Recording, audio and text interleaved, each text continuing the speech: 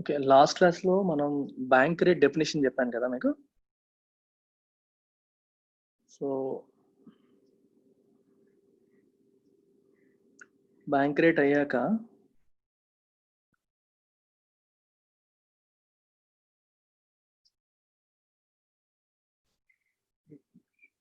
Bank rate ఏం రాస్తారు చెప్పండి.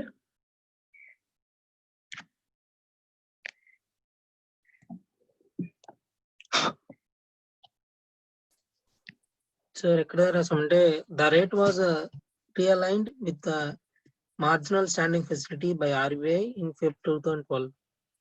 ఓకే, ఎంఎస్ఎఫ్ తో దాన్ని రియలైన్ చేశారని రాశారు. ఓకే, మీకు రెపో రేట్ చెప్పలేదు కదా ఇంకా? లేదు సార్. Okay fine. అది నేను రెపో రేట్ కూడా చెప్పిన తర్వాత మీకు బ్యాంక్ రేట్ అంటే ఏంటి, రెపో రేట్ ఏంటి, రెండింటికి డిఫరెన్స్ అయినా క్లియర్గా అర్థం అవుతుంది. సో రెపో రేట్ ముందు చెప్పాలి, ఇక్కడ ఆర్డర్ కొంచెం తప్పింది అంతే. సో బ్యాంక్ రేట్ అయిపోయినాక ఇప్పుడు రెపో రేట్ రాయండి. రెండు అయ్యాక రెండింటికి డిఫరెన్స్ చెప్తాను. రెపో రేట్ రాసే ముందు ఫస్ట్ అబ్జర్వ్ చేయండి.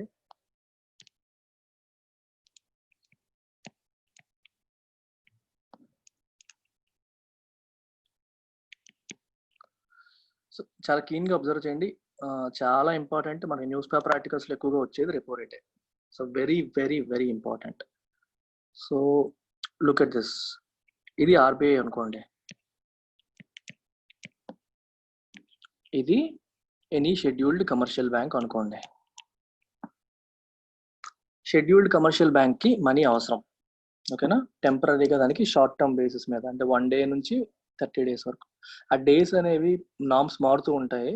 ఫర్ ఎగ్జాంపుల్ ఒక ఓవర్ నైట్ బేసిస్ అనుకోండి, ఇమీడియట్గా నిధులు అవసరం అయ్యాయి బ్యాంక్కి. సో రిజర్వ్ బ్యాంక్ దగ్గర అప్పు తీసుకోవాలి, దానికి ఉన్న మార్గమే రెపో రేట్.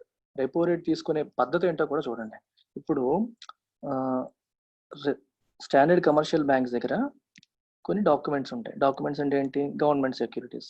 వాళ్ళు టీ బిల్స్ కానీ, గవర్నమెంట్ సెక్యూరిటీస్ కానీ, బాండ్స్ కానీ ఏవైనా వాళ్ళు ఆల్రెడీ కొన్ని మెయింటైన్ చేస్తారు కదా, వాళ్ళ దగ్గర ఉంచుతారు కదా, అవన్నమాట. సో రెపో జరిగినప్పుడు ఏం జరుగుతుందంటే వీటిని రిజర్వ్ బ్యాంక్ ఆఫ్ ఇండియాకి షెడ్యూల్డ్ కమర్షియల్ బ్యాంక్స్ అమ్మేస్తాయి. ఏం చేస్తాయి? They sell.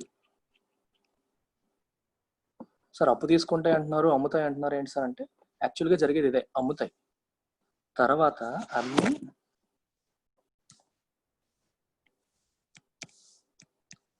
ఇది important statement, with an agreement to repurchase. మళ్ళీ కొనుక్కుంటాం మీ దగ్గర, అర్థమైందా? మళ్ళీ మీ దగ్గర కొనుక్కుంటాము అని అగ్రిమెంట్ చేసుకొని అమ్ముతాయి. సో వెనెవర్ ఇలా ఈ డాక్యుమెంట్స్ వీళ్ళకి అమ్మేసినప్పుడు రిజర్వ్ బ్యాంక్ వీటికి ఏమిస్తుంది? క్యాష్ ఇస్తుంది. సో సింపుల్గా చెప్పాలంటే, మీకు మంచి ఎగ్జాంపుల్ చెప్పాలంటే, ఈ డాక్యుమెంట్స్ని అంటే ఈ వాటికల్ దీస్ టీ బిల్స్ కానీ, లేకపోతే గవర్నమెంట్ సెక్యూరిటీస్ కానీ, బాండ్స్ కానీ, ఈ కమర్షియల్ బ్యాంక్స్ రిజర్వ్ బ్యాంక్కి లెట్స్ సే 100 రూపాయలకి అమ్మాయి అనుకోండి. సో రిజర్వ్ బ్యాంక్కి ఎంత ఇస్తుంది? 100 రూపీస్ ఇస్తుంది, అంతేనా? మరి 100 రూపాయలు పెట్టి రిజర్వ్ బ్యాంక్ కొనుక్కుంది కదా, సో 100 రూపీస్ ఇచ్చి 100 రూపీస్ మనకి కమర్షియల్ బ్యాంక్స్కి వచ్చింది. With an agreement to repurchase అన్నాం అంటే అర్థం ఏంటి? అనుకున్న టైం పీరియడ్ అయిపోయాక మళ్ళీ ఈ బ్యాంక్ కొనుక్కుంటుంది ఆర్బీఐ దగ్గర. ఎంత పెట్టుకుంటుంది? ఫర్ ఎగ్జాంపుల్ రెపో రేట్ 4% అనుకోండి. రెపో రేట్ 4% అనుకోండి, 100 రూపాయలు తీసుకుంది, 104 రూపాయలు పెట్టి, అంటే రిజర్వ్ బ్యాంక్ షెడ్యూల్డ్ కమర్షియల్ బ్యాంక్కి 100 రూపీస్ ఇచ్చింది.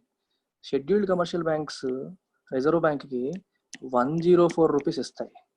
ఇచ్చి దే బై దెమ్ బ్యాక్. అర్థమవుతుందా? వీటిని మళ్ళీ రిజర్వ్ బ్యాంక్ దగ్గర కొనేసుకుంటాయి. So this transaction is buy transaction, purchase transaction. అలా జరుగుతుంది. అంటే మామూలుగా మనకి ఇంట్రెస్ట్ అంటే మనం ఏమనుకుంటాం జనరల్గా, ఎంత వడ్డీ తీసుకున్నారు, అది ఎంత మనీ అప్పు తీసుకున్నారు, వడ్డీ కలిపి ఇచ్చేసారు అని కాదు. ఇక్కడ అప్పు తీసుకోవడం అనేది ఏ డాక్యుమెంట్ ఇవ్వకుండా కాదు. ఇక్కడ అప్పు తీసుకోవడం అనే కాన్సెప్ట్ కాదు. ఇది వాళ్ళ దగ్గర ఆల్రెడీ ఉన్న డాక్యుమెంట్స్ రిజర్వ్ బ్యాంక్ అమ్మేస్తాయి with an agreement to repurchase. Repurchase ఏ రేట్ ప్రకారం? హయ్యర్ రేట్ ప్రకారం. ఇది తాకట్టు కాదు, గుర్తుపెట్టుకోండి. కొల్లేటరల్ కాదు, తాకట్టు కాదు.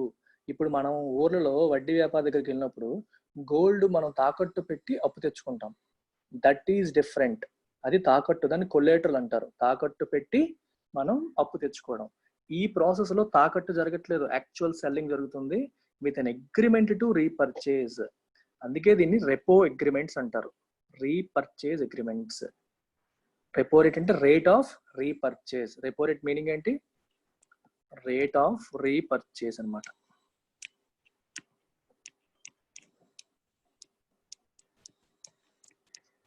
అంటే ఏ రేటుకి రీపర్చేజ్ చేస్తాయి అనేది ఎవరు డిసైడ్ చేస్తారు? ఆర్బీఐ డిసైడ్ చేస్తుంది. ఆర్బీఐ రెపో రేట్ ఫిక్స్ చేస్తుంది కదా. అది 4% ఉందనుకోండి ప్రెసెంట్, 100 రూపాయలకి అమ్మేస్తే 104 రూపాయలు పెట్టి కొనుక్కోవాలి. Is it clear or do you have any doubt? SLR తో తీసుకున్న బాండ్స్ ని ఆర్బీఐకి అమ్మకూడదు, అవి ఇక్కడ వాడకూడదు. ఎస్ఎల్ఆర్ ప్రకారం మీరు మెయింటైన్ చేయాలని నేను చెప్పాను. వాటిని మరి ఇక్కడ అమ్మేస్తే మరి ఇంకా అక్కడ మెయింటైన్ చేసినట్టు కాదు కదా. అంటే ఎస్ఎల్ఆర్ పరంగా 18% ఉంచాలనుకోండి, అవి ఉంచాలి, వాటిని టచ్ చేయకూడదు. వాటికంటే ఎక్స్ట్రా కూడా బ్యాంక్స్ కొనుక్కుంటాయి కొన్నిసార్లు. ఎందుకంటే మనకి కమర్షియల్ కస్టమర్స్ ఎవరు లోన్ తీసుకోవట్లేదు అనుకోండి, అకౌంట్ లో డబ్బులు ఖాళీగా ఉంటే బ్యాంకులు నష్టం కదా. అలాంటప్పుడు ఏం చేస్తాయి? They by government securities and keep it. Only cash రూపంలో ఉంచితే వేస్ట్ కదా వాళ్ళకి. అందుకని ఎస్ఎల్ఆర్ రిక్వైర్మెంట్ కంటే మించి కూడా they have government securities maintain చేస్తాయి. అప్పుడు సడన్ గా అవసరమైనప్పుడు వాటిని ఎస్ఎల్ఆర్ లిమిట్ పరంగా పైన వాటిని మాత్రమే వీటికి అమ్ముతాయి. ఎస్ఎల్ఆర్ లో ఉన్న అమ్మితే మళ్ళీ ఎస్ఎల్ఆర్ రిక్వైర్మెంట్ మెయింటైన్ చేసినట్టు కాదు. ఇది క్లియర్? ఇది కొల్లేటరల్ కాదు, దే ఆర్ సెల్లింగ్. కొల్లేటరల్ అనుకోండి పోనీ యాక్సెప్ట్ చేయొచ్చు, ఇది కొల్లేటరల్ కాదు కదా, they are selling, actually selling. ఒకసారి నువ్వు అమ్మేసావంటే అది నీది కాదు కదా అర్థం. మళ్ళీ నువ్వు కొనుక్కున్నాక నీది అవుతుంది, కానీ అంతవరకు నీది కాదు కదా. Are you getting it? Yeah, బొమ్మ వేసుకోండి అలాగా, తర్వాత డెఫినేషన్ చెప్తాను. Sir yeah sir, SLR bonds gold ఉంటుంది అంటారా సార్? గోల్డ్ బాండ్ దాంట్లో ఉండాలంటారా సార్ ఎస్ఎల్ఆర్ అంటే? దానికి ఇంట్రెస్ట్ రేట్ వస్తుంది సార్? దానికి ఇంట్రెస్ట్ రేట్ వస్తుంది కదా, మరి గవర్నమెంట్ ఎంత ఇస్తే అంత వస్తుంది. గోల్డ్కి ఏమి కాదు కదా. గోల్డ్ వాల్యూ పెరిగితే బాండ్కి మరి రిజర్వ్ బ్యాంక్ దగ్గర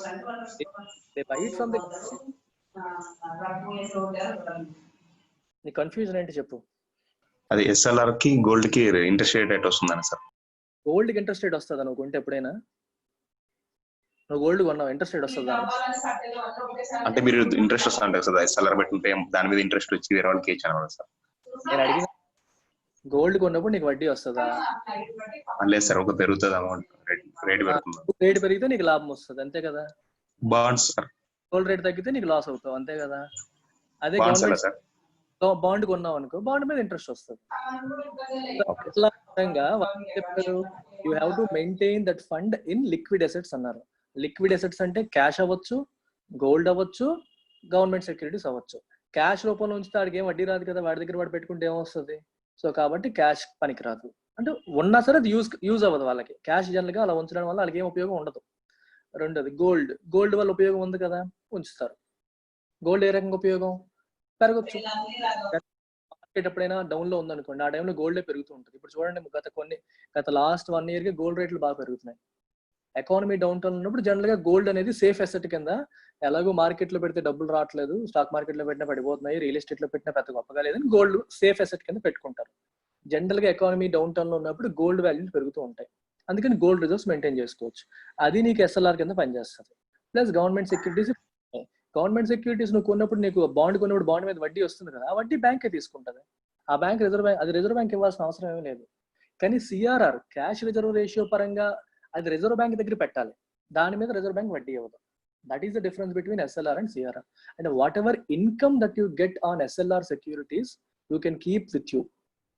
what ever and there is no income on CRR reserves. CRR పరంగా పెట్టే రిజర్వ్స్ మీద ఇన్కమ్ ఉండదు.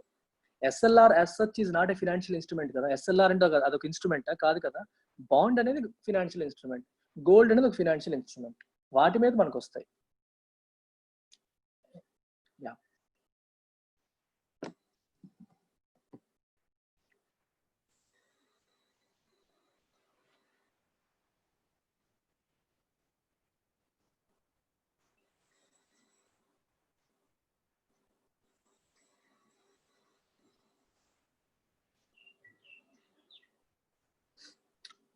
డిక్టేట్ చేయనా?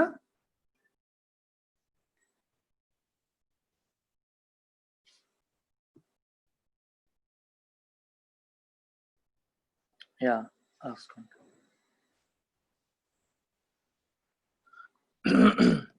whenever scheduled commercial banks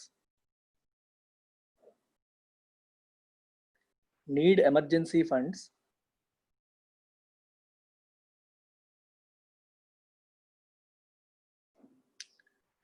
they can sell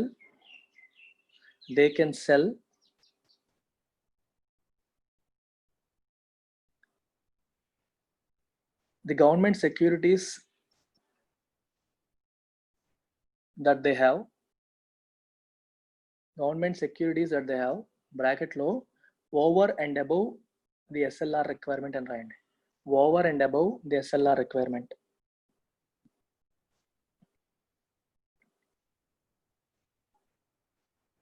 They can sell government securities to the Reserve Bank of India,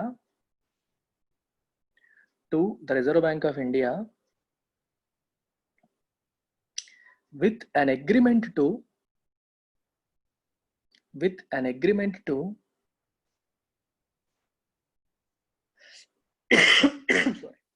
repurchase them later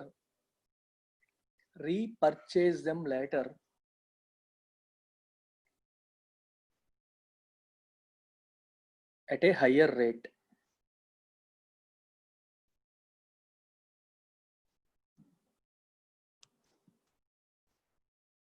This rate is called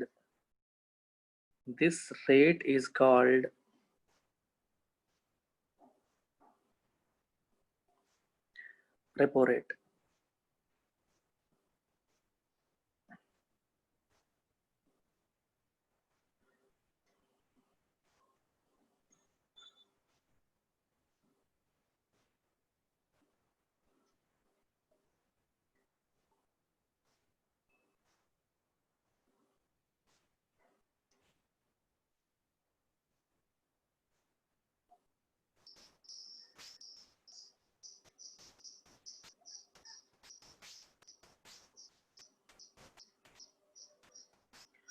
Repo current repo rate రాసుకోండి. The current repo rate bracket లో overnight అని రాయండి. overnight.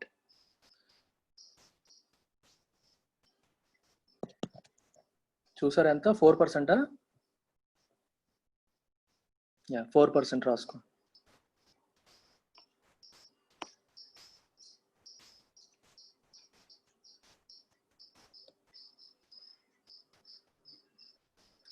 Current అని రాసినప్పుడు bracket లో రాసుకోండి July 2020. వాళ్ళ date కూడా రాసుకోండి, ఎందుకంటే ఈ వాల్యూస్ మారుతాయి. మీరు మళ్ళీ నోట్స్ చెక్ చేసుకున్నప్పుడు ఇబ్బంది అయిపోతుంది. అది అలా మెమరైజ్ చేస్తారంటే ఇబ్బంది అయిపోతారు. అలా డేట్ రాశారనుకోండి, అంటే ఈ రోజుకి మారి ఉంటుందని చెప్పి మీకు డౌట్ వస్తుంది.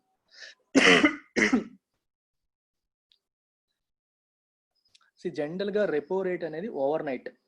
మీకు న్యూస్ పేపర్ లో కనిపించే రెపో రేట్స్ అన్ని కూడా ఓవర్ నైట్ రెపో, అంటే ఒక రాత్రికి మాత్రమే అని. అయితే రాయండి కింద. In October 2013,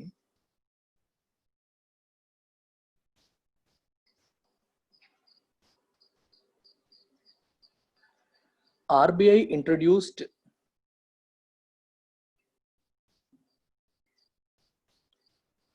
term repos, TERM-REPOs, term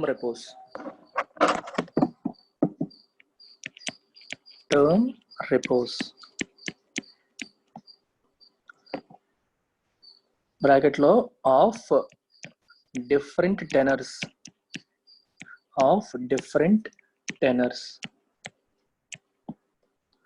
such as 7, 14,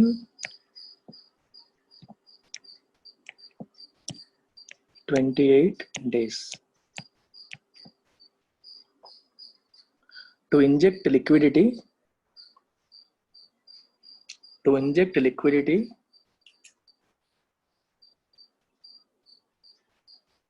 over a period that is longer than overnight. that is longer than overnight.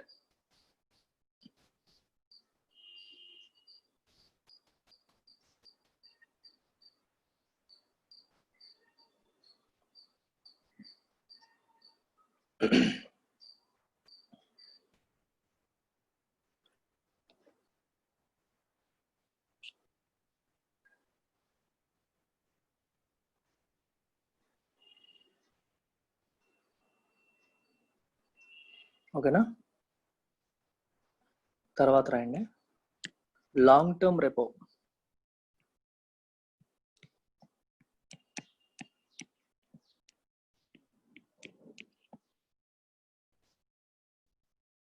Long term repo next రాయండి. సో మీకు జనరల్గా ఇప్పటి వరకు మనం చెప్పింది ఏంటి, రెపో అనేది ఓవర్ నైట్ కానీ తర్వాత 2013 అక్టోబర్లో 7 డేస్కి 14 డేస్కి 28 డేస్ పీరియడ్ కూడా ఇవ్వడం మొదలు పెట్టారని చెప్పి రాసుకున్నారు. లాంగ్ టర్మ్ రెపో అనే కాన్సెప్ట్ 2020లో వచ్చింది, అందుకని ఇది చాలా important. Repo is always for short term. జనరల్గా మనకు తెలిసింది ఎప్పుడు కూడా రెపో అనేది షార్ట్ టర్మ్, కానీ లాంగ్ టర్మ్ రెపో అనే కాన్సెప్ట్ ఈ సంవత్సరం మాత్రమే తీసుకొచ్చారు. సో దీనికి అదేంటో చూడండి. ఎయిమ్డ్ ఎట్ ప్రమోటింగ్ రాయండి, aimed at promoting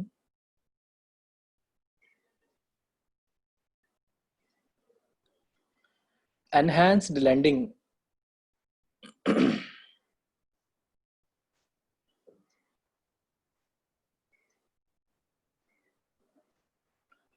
and cutting the cost of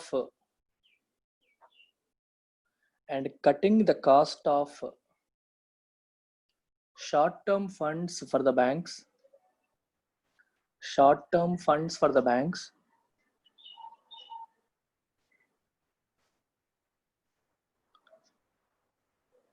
the RBI announced to offer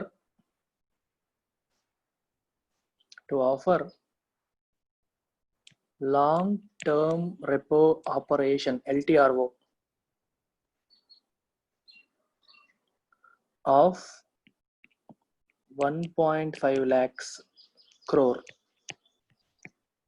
1.5 lakh crores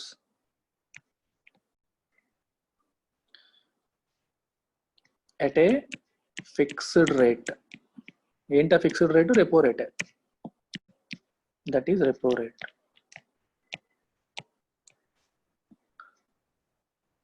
ఎప్పుడు చేశారు ఇది? In February 2020. బ్రాకెట్లో 6th MPC కాదు, 6th మానిటరీ పాలసీ ఆఫ్ 2019-20. ప్రతి 2 నెలలకి ఇవ్వడం చెప్పాను కదా, బై మంత్లీ. సో కాబట్టి 2019-20 సంవత్సరానికి 6వ మానిటరీ పాలసీలో భాగంగా ఫిబ్రవరి 2020లో లాంగ్ టర్మ్ రెపో ఆపరేషన్స్ ని మొట్టమొదటిసారి అక్కడే in a first of it's kind move అని రాయండి. In a first of it's kind move, మొట్టమొదటిసారి జరిగింది. ఇలా ఫస్ట్ టైం జరిగింది మీకు ఇంపార్టెంట్ అయిపోతాయి ప్రిలిమ్స్ పాయింట్ ఆఫ్ వ్యూలో. In a first of it's kind move. Repo ఇప్పటి వరకు ఎప్పుడు షార్ట్ టర్మే, మొట్టమొదటిసారి లాంగ్ టర్మ్ వచ్చింది. ఫుల్ స్టాప్ పెట్టండి. The tenure of the LTRO will be from 1 to 3 years. The tenure of the LTRO అంటే long term repo operation, will be from 1 to 3 years.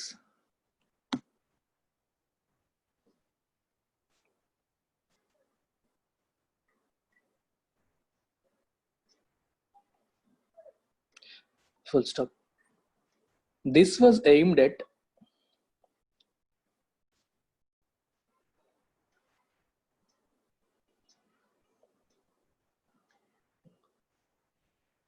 ensuring permanent and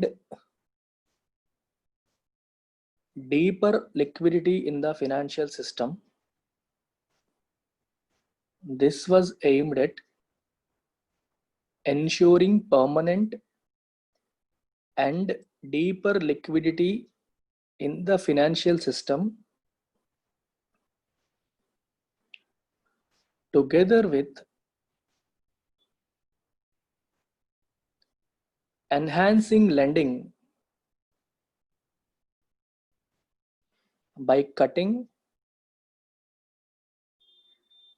cost of funds for the banks. Repo rate చాలా తక్కువ కదా, అంత తక్కువ వడ్డీకి సంవత్సరం 3 సంవత్సరాలు పరిధితో ఇచ్చింది అనుకోండి, బ్యాంక్స్ కి చాలా తక్కువ వడ్డీకి ఫండ్స్ వస్తాయి. సో దానివల్ల వాళ్ళు కూడా వాళ్ళ కస్టమర్స్ కి బాగా తక్కువ వడ్డీకి ఇచ్చే అవకాశం ఉంటుంది. సో ఫినాన్షియల్ సిస్టమ్ లో వడ్డీ రేట్లు బాగా తగ్గే అవకాశం ఉంటుంది. సో ఫినాన్షియల్ సిస్టమ్ లో ఇంట్రెస్ట్ రేట్స్ తగ్గించే ధోరణి కోసం, అంటే ఇండస్ట్రీని సపోర్ట్ చేయడం కోసం మొట్టమొదటిసారి reserve bank of India long term repo operations ని కండక్ట్ చేసింది ఫిబ్రవరి 2020లో 1.5 lakh crores కి. క్లియర్? డౌట్ ఉందా?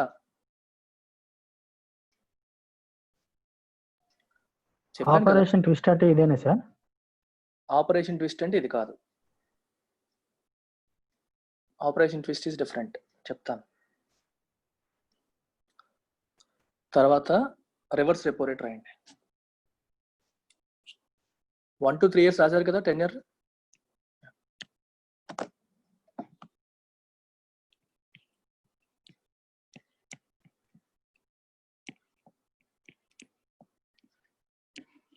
రివర్స్ రెపో రేట్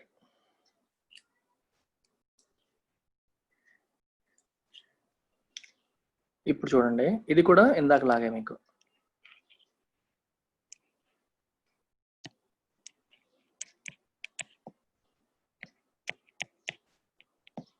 సో వీళ్ళ దగ్గర క్యాష్ ఉంది, ఎక్స్ట్రా క్యాష్ ఉంది బ్యాంకుల దగ్గర, and they want to deposit with RBI.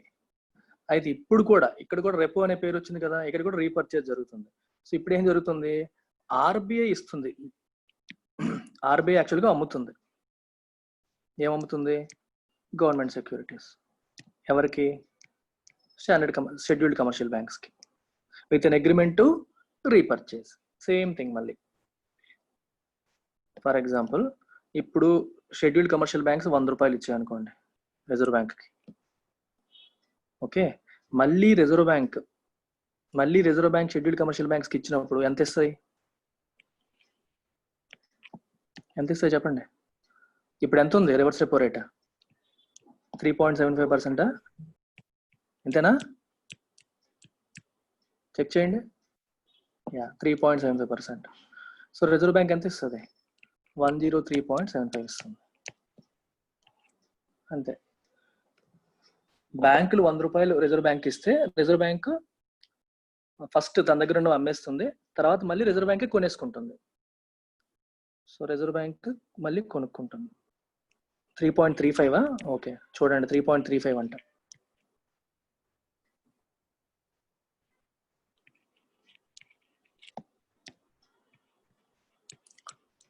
It purchases its securities back. So అది చూసుకోండి, 3.35 అయితే 3.35 రాసుకోండి ఇక్కడ.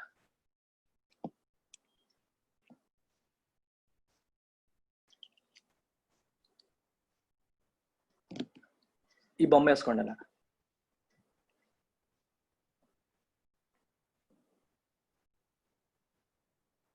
రెపో రేట్ని ఎలా అర్థం చేసుకున్నారో ఎగ్జాక్ట్గా రివర్స్ కొట్టేయండి, రివర్స్ రెపో రేట్ అయిపోతుంది. అయితే ఒకటి గుర్తుపెట్టుకోండి, రెపో రేట్లో ఏంటి, బ్యాంకులకి డబ్బులు అవసరమైనప్పుడు రిజర్వ్ బ్యాంక్ దగ్గర తీసుకున్నాయి అంటాం. అలాగని చెప్పి ఇప్పుడు రిజర్వ్ బ్యాంక్ డబ్బులు అవసరమైనప్పుడు బ్యాంకుల దగ్గర తీసుకున్నాయి అనుకోకూడదు. ఎందుకంటే రిజర్వ్ బ్యాంక్ డబ్బులు అవసరం అవ్వవు, ఎందుకంటే రిజర్వ్ బ్యాంక్ దగ్గర కావాల్సినంత ఉంటుంది. ఏం లేవనుకోండి, డబ్బులు ప్రింట్ చేసుకుంటుంది రిజర్వ్ బ్యాంక్, సో దానికి అవసరాలు రావు. అందుకని ఇప్పుడు ఏం అర్థం చేసుకోవాలి మనం, బ్యాంకుల దగ్గర ఎక్స్ట్రా క్యాష్ ఉన్నప్పుడు అని అనుకోవాలి. బ్యాంకులకు అవసరమైనప్పుడు తీసుకుంటాయి, ఎక్స్ట్రా క్యాష్ ఉన్నప్పుడు డిపాజిట్ చేసుకుంటాయి. ఒక రకంగా ఇది డిపాజిట్ రేటు, అది లోన్ రేటు అనుకోవచ్చు మీరు. కమర్షియల్ బ్యాంక్స్ ని ఇండివిజువల్ కస్టమర్స్ అనుకోండి, రిజర్వ్ బ్యాంక్ ని మామూలు బ్యాంక్ అనుకోండి. మన దగ్గర డబ్బులు ఉన్నప్పుడు మనం బ్యాంక్ దగ్గర డిపాజిట్ చేసుకుంటాం. ఆ డిపాజిట్ చేసుకుంటే మనకు వచ్చే రేటు రివర్స్ రెపో రేట్ అనుకోండి. మనకి డబ్బులు కావాల్సి వచ్చినప్పుడు బ్యాంక్ దగ్గర అప్పు తీసుకుంటాం, లోన్ తీసుకుంటాం. అప్పు తీసుకోవడానికి మనం కట్టేది రెపో రేట్ అనుకోండి. క్లారిటీ ఉంటుంది సార్. ఒకవేళ ఇప్పుడు బ్యాంక్స్ ఆర్బీఐ దగ్గర పార్క్ చేసుకుంటే మనీ 3.35 దగ్గర పార్క్ చేసుకున్నాయి సార్ మనీ. అదే ఆ తర్వాత రివర్స్ రెపో రేట్ పెరిగితే మనీ ఎలా ఇస్తారు సార్? రివర్స్ రెపో రేట్ సంవత్సరాలు డిపాజిట్ చేస్తాం అనుకుంటున్నాం ఏంటి? అది కూడా ఓవర్ నైట్. ఇవన్నీ ఎక్స్ట్రా వెరీ షార్ట్ టర్మ్, 1 రోజు 3 రోజులు అలా వెళ్తాయి. ఎప్పుడు పెరిగితే అంతే, ఏ రోజుకి ఎంత ఉంటుందో ఆ రోజు ప్రకారం మెయింటైన్ అవుతుంది. బ్యాంక్స్ అయినా అంతే కట్టాలా సార్ ఆర్బీఐకి? లాంగ్ టర్మ్ రెపోస్ అనుకోండి, ఏ రేట్ ప్రకారం ఫిక్స్ అయిందో ఆ రేట్ ఉండిపోతుంది. అలాగనమాట. చెప్పు. ఓకే సార్, అదే sir. Right. Reverse repo rate ఇది బొమ్మ వేసుకున్నాక చెప్తాను. రైట్. రివర్స్ రెపో రేట్ కూడా ఆర్బీఐ డిసైడ్ చేస్తుంది సార్? ఆర్బీఐ ఏ రేట్ అయినా ఆర్బీఐ డిసైడ్ చేస్తారు, బ్యాంకులు డిసైడ్ చేయలేవు. బ్యాంకులు వాళ్ళు ఇచ్చే వడ్డీ రేట్లు వాళ్ళు డిసైడ్ చేస్తారు, మనకి ఇచ్చేవి తప్పితే.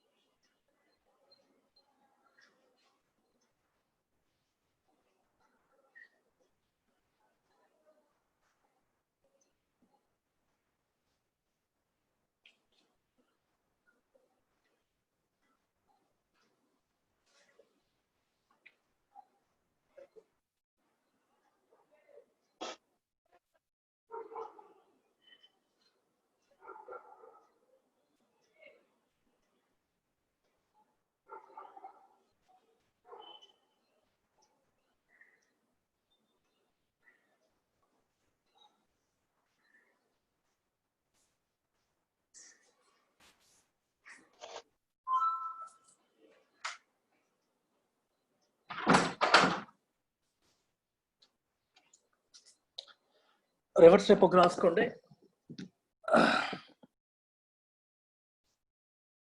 లాంగ్ టర్మ్ రెపో లాగే, రెపో ఎంత ఉంటే అంతే పెట్టారు.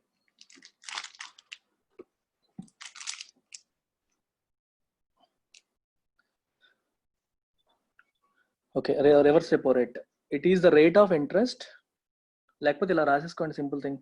Whenever banks have excess cash, whenever banks have excess cash,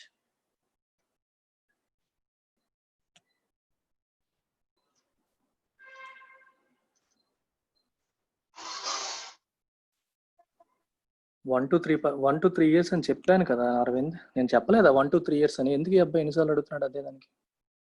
long term repo రేట్కి నేను చెప్పలేదా 1 to 3 years అని? అలాగా సార్, అంటే ఇప్పుడు బాండ్ టైం పీరియడ్ బట్టి ఫిక్స్ అవుతుంది సార్ అది. అంటే ఇప్పుడు బాండ్ 1 year లో అయిపోతుంది అనుకో, వాళ్ళకి 1 year పెడతారా? అలా కాదబ్బా, ఇది ప్రివైలింగ్ మార్కెట్ కండిషన్స్ బట్టి పెడుతున్నారు. 1 to 3 years అంటే దానికంటే ఎక్కువ టైం పీరియడ్ ఉన్న బాండ్స్ డిపాజిట్ చేయాలి. సింపుల్ థింగ్ కదా. Okay sir. వాటిని ఇచ్చినప్పుడు దానికంటే ఎక్కువ బాండ్ 10 సంవత్సరాలు 20 సంవత్సరాల బాండ్స్ కూడా ఉంటాయి కదా. Yeah right. whenever banks have excess cash,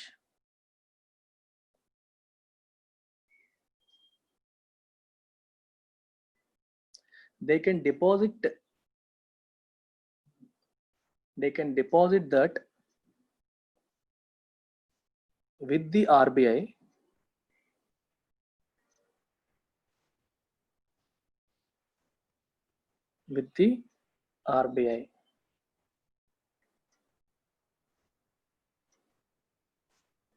బ్రాకెట్లో రాయండి.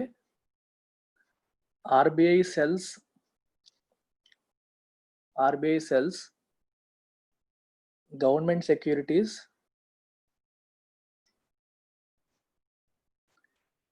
equivalent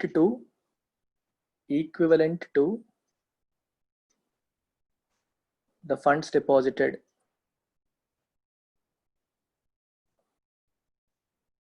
to the commercial banks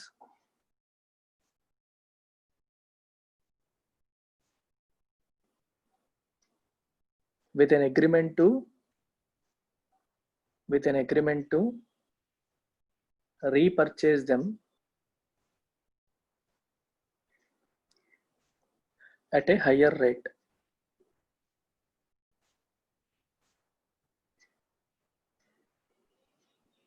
This rate is called reverse repo rate.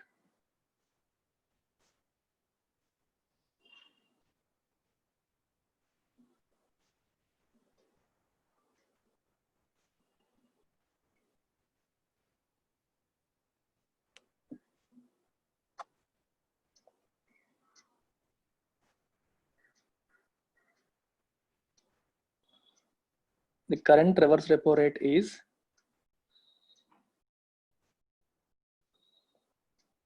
3.35%. Check చేసావు కదా తరుణ్? 3.35% బ్రాకెట్లో 7th July 2020.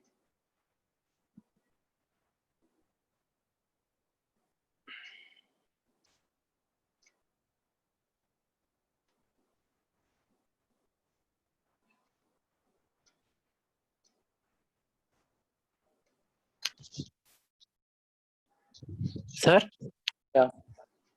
Sir repo rate కంటే రివర్స్ రెపో రేట్ ఎప్పుడు కూడా 0.25 బేసిస్ పాయింట్స్ తక్కువ ఉంటాయని అప్పుడు చెప్పారు కదా. ఇప్పుడు అలాగే ఉండేది, ఈసారి మార్చారు.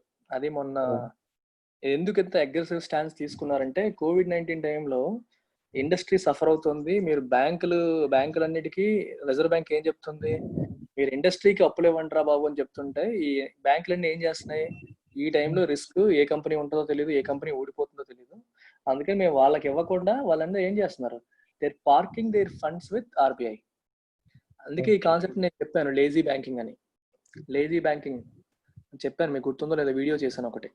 లేజీ బ్యాంకింగ్ అంటే అర్థం అదే, మీరు వేరే కంపెనీకి ఇవ్వాలనుకో, ఈ కంపెనీకి ఇవ్వచ్చా లేదా, మొత్తం ఫైనాన్షియల్ స్టేట్మెంట్ అన్ని స్క్రూటినైజ్ చేయాలి, ఇండస్ట్రీ అనాలిసిస్ చేయాలి, వాళ్ళ బిజినెస్ ఎలా ఉందో చూడాలి, రేపు పొద్దున ఉంటారో ఊడిపోతారో చూడాలి, వాళ్ళ క్రెడిట్ రేటింగ్ చూడాలి, ఇవన్నీ చూసి ఇవ్వాలి. ఎన్ని చూసి ఇచ్చినా సరే పరిస్థితులు బాగాలేకపోతే కంపెనీ జెండా ఎత్తేయచ్చు. అలా ఎత్తేస్తే అది ఎన్పిఏ కింద మారిపోతుంది, వీళ్ళకి మొండి బకాయిలు పెరిగిపోతాయి. ఇన్ని బాధలు పడే బదులు ఎక్సెస్ క్యాష్ ఆర్బీఐలో పెట్టేస్తే మనకి రివర్స్ రెపో రేట్ ప్రకారం వడ్డీ వచ్చేస్తుంది కదా అని చెప్పి banks they are becoming lazy అయిపోయి పెట్టేసుకుంటాయి. అందువల్ల దాన్ని అరికట్టడం కోసం రిజర్వ్ బ్యాంక్ ఏం చేసింది, చాలా ఎక్కువ తగ్గించేసింది. ఎక్కువగా రెపో రేట్ ఒకటే తగ్గిస్తే దాని ఆటోమేటిక్గా రివర్స్ రెపో రేట్ తగ్గుతుంది.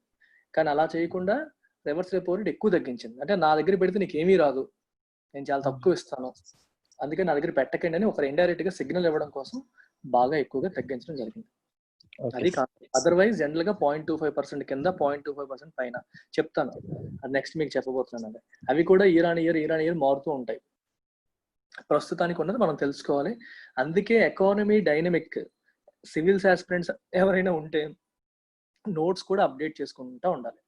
అందుకే ఇలాంటి రేట్స్ వచ్చినప్పుడు బ్రాకెట్ లో టైం పీరియడ్ రాయాలి. చాలా డెఫినేషన్స్ కూడా మారిపోతూ ఉంటాయి. ఎందుకంటే లాంగ్ టర్మ్ రెపో అనే కాన్సెప్ట్ లాస్ట్ ఇయర్ వరకు లేదు. లాస్ట్ ఇయర్ వరకు ఎకానమీ చదువుకున్నవాడు అదే పుస్తకాలు అవే నోట్స్ చదువుకుంటూ ఉంటే ఇది మిస్ అవుతాడు. ఎగ్జామ్ లో వస్తుంది, అది లేటెస్ట్ వస్తే అవే వస్తాయి, ఎగిరిపోతారు. So keep updating yourself. History తీసుకోండి, జియోగ్రఫీ తీసుకోండి, చాలా వరకు ఏం మారవు. కాన్సెప్ట్స్ అవే ఉంటాయి, కథలు అవే ఉంటాయి. ఏవి న్యూస్ పేపర్ ఆర్టికల్లో వస్తున్నాయో వాటి గురించి క్వశ్చన్లు అడిగే అవకాశాలు ఉంటాయి తప్పితే కొత్తగా ఏం మారిపోయేది ఏమి ఉండదు. పాలిటీలో కూడా పెద్దగా మార్పులే ఉండవు. కొత్తగా ఏమైనా కేసులు అమెండ్మెంట్స్ వస్తే చూసుకోవాలి, అదర్వైజ్ చాలా వరకు స్టాటిక్. బట్ వేరే ఎకానమీ చాలా డైనమిక్గా ఉంటుంది. గవర్నమెంట్ పాలసీలు మారుతూ ఉంటాయి, పద్ధతులు మారుతూ ఉంటాయి, సిస్టమ్ మారుతూ ఉంటుంది, చాలా మార్పులు జరుగుతూ ఉంటాయి. ప్రతిదాన్ని మనం ఫాలో అవుతూ ఉండాలి. ఇన్ఫ్లేషన్ టార్గెటింగ్ అనేది 2015 వరకు చేసేవాళ్ళు కాదు. 2015 నుంచి దానికి కోర్ బ్యాంకులుగా reserve bank of India prime objective కింద మార్చేశారు. అలాగే బేస్ రేట్లు కూడా మారిపోయాయి 2015లో. అంతవరకు బేస్ రేట్ వేరే, బేస్ ఇయర్ ఒకటి ఉండేది, 2015 నుంచి వేరేది వచ్చింది. అలా మారుతూనే ఉంటాయి. మనం అన్నిటిని ట్రాక్ చేస్తూ ఉండాలి. Especially central bank, reserve bank చేసే ప్రతి యాక్షన్ ని మనం ఫాలో అవ్వాలి. RBI grade B aspirants and economy UPSC economy aspirants ఇద్దరు కూడా లేవంగానే రోజు ఒక పని చేయాలి. ఆర్బీఐ వెబ్సైట్ ఓపెన్ చేసి ప్రెస్ రిలీజెస్ చూడండి, అలవాటు చేసుకోండి. రోజు ఉండవు, కానీ ఎప్పుడు కొత్త ప్రెస్ రిలీజ్ వచ్చినా దాని నుంచి మీకు క్వశ్చన్ వచ్చే అవకాశం ఉంటుంది. సో ఏ కొత్త ప్రెస్ రిలీజ్ వచ్చినా చదవండి, దాన్ని అర్థం చేసుకునే ప్రయత్నం చేయండి. అది అర్థం చేసుకునేంత నాలెడ్జ్ మీకు రావాలి. అందులో రకరకాల టర్మ్స్, జార్గన్ వాడతారు. ఏది మాట్లాడినా మీకు అర్థమయ్యేంత నాలెడ్జ్ మీరు బిల్డ్ చేసుకోవాలి. అలా బిల్డ్ చేసుకున్నప్పుడు then you are ready to take on this particular RBI grade B or UPSC economy. Grade B కూడా ఈజీ కాదు. మొత్తం ఆర్బీఐ వెబ్సైట్ లో ఎండ్ టు ఎండ్ మనకు అవగాహన ఉండాలి. It's not easy, but it's not difficult. If you keep learning, it's not that difficult. Okay, so reverse repo rate was introduced. Arvind సంపుతున్నావా నువ్వు? ఎక్కడ సేల్ చేస్తారు? ఆర్బీఐ దగ్గర మరి ఏం ఉండవా? అవే ఉంటాయా? ఆ బాండే సెల్ చేయాలా?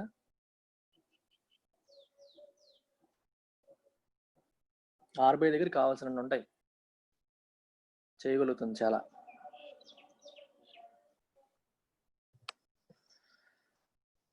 Reverse repo rate was introduced in November 1996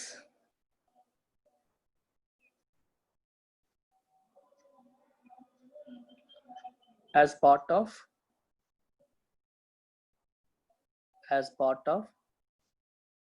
Liquidity Adjustment Facility LAF by the RBI.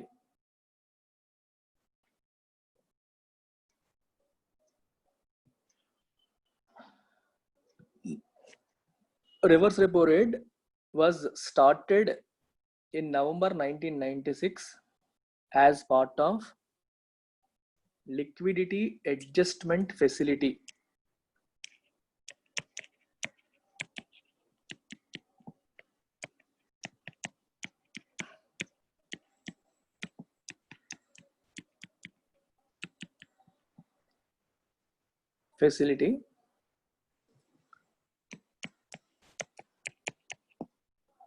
By the RBI.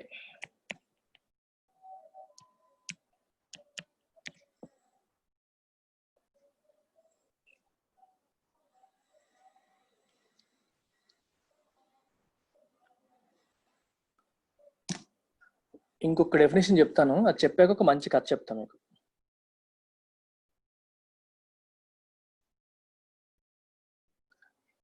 Marginal standing facility.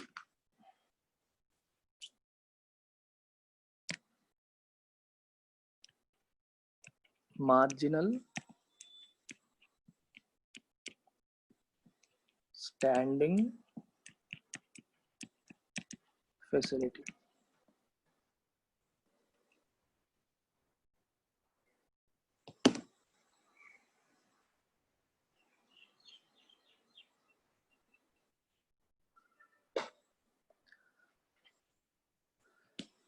Marginal standing facility కథ ఏంటి? ఓకే, ఇది మీకు అర్థం అవ్వడానికి కొంచెం అసలు ఇంట్రెస్ట్ రేట్లు అనేవి ఎలా అవుతాయి, బ్యాంకులకు అవసరాలు ఎలా మారుతాయి అనే విషయం మీద మనం తెలుసుకోవాలి. సో క్లీన్ గా అబ్జర్వ్ చేయండి. ఇప్పుడు చెప్పబోయేది చాలా చాలా ఇంపార్టెంట్. ఒకసారి మనం మార్కెట్లోకి వెళ్దాం, ఇంటర్ బ్యాంక్ మనీ మార్కెట్లోకి వెళ్దాం. బ్యాంకులకి అవసరాలు వచ్చినప్పుడు ఒకరి నుంచి ఒకరు అప్పులు ఎలా తీసుకుంటాయి, ఏం చేస్తాయి అనేది చూద్దాం.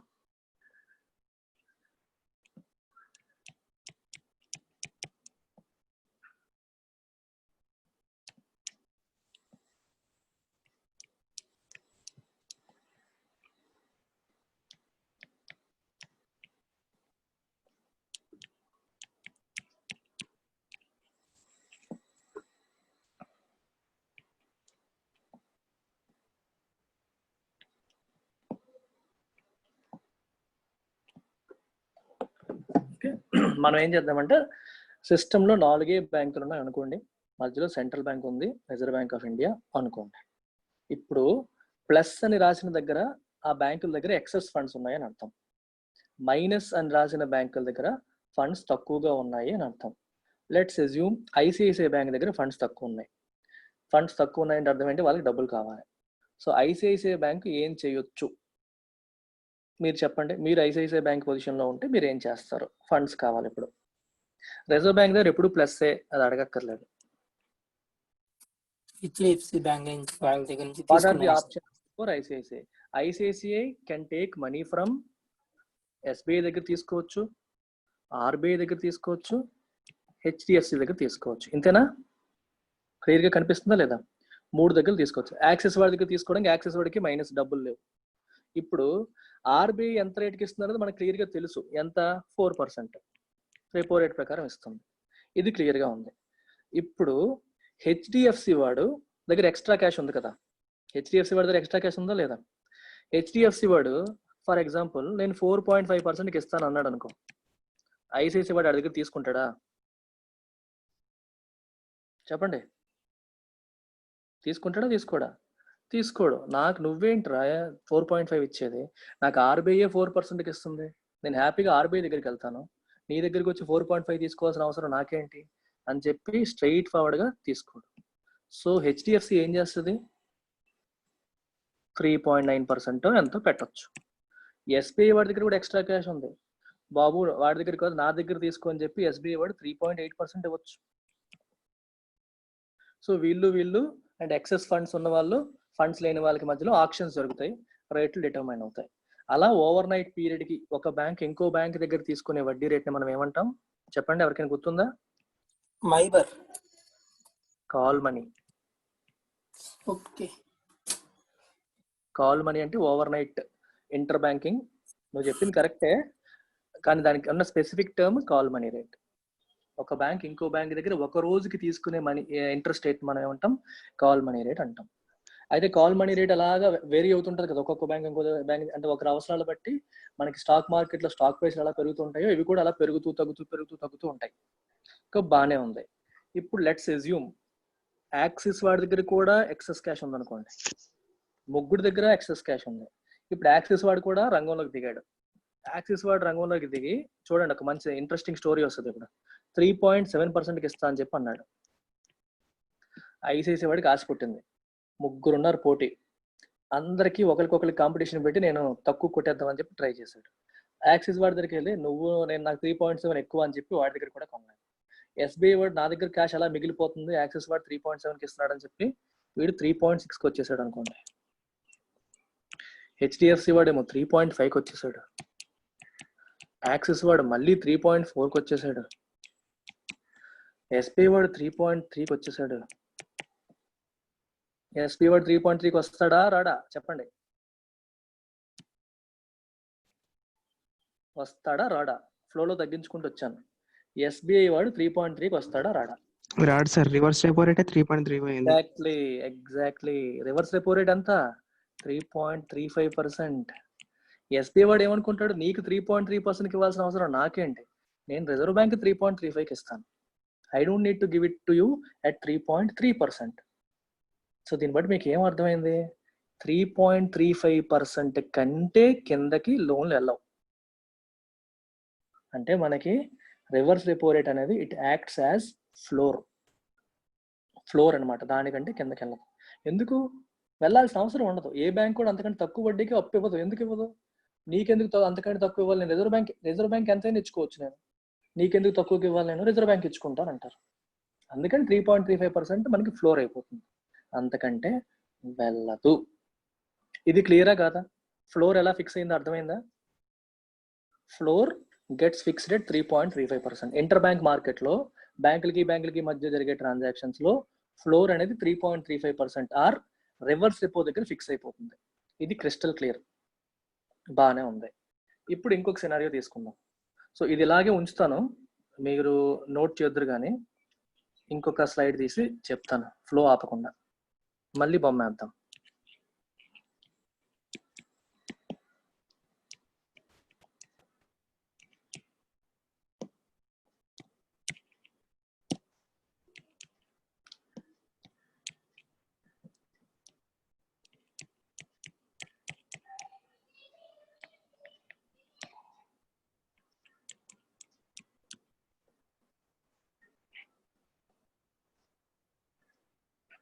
ఇప్పుడు కేసు కొంచెం ఇంట్రెస్టింగ్ ఉంటుంది, చూడండి.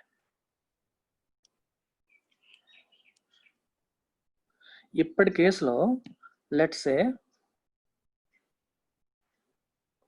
హెచ్డిఎఫ్సి వాడి దగ్గర ఎక్సెస్ క్యాష్ ఉంది, ఐసిఐసిఐ వాడి దగ్గర సరిపోవట్లేదు, ఎస్బీఐ దగ్గర సరిపోదు, యాక్సిస్ దగ్గర సరిపోదు. ముగ్గురు దగ్గర ఫండ్స్ ఏమున్నాయి? తక్కువ ఉన్నాయి. మీకు ఒక విషయం చెప్పానో చెప్పలేదో, చెప్పకపోతే ఇప్పుడు చెప్తాను. రెపో రేట్ ప్రకారం ఎంత అంటే అంత తీసుకోవచ్చా? లేదు, లిమిటేషన్ ఉంది. రెపో రేట్ ప్రకారం మన ఎన్డిటిఎల్ నెట్ డిమాండ్ అండ్ టైమ్ లయబిలిటీస్లో 1% వరకు మాత్రమే అప్పు తీసుకోవచ్చు.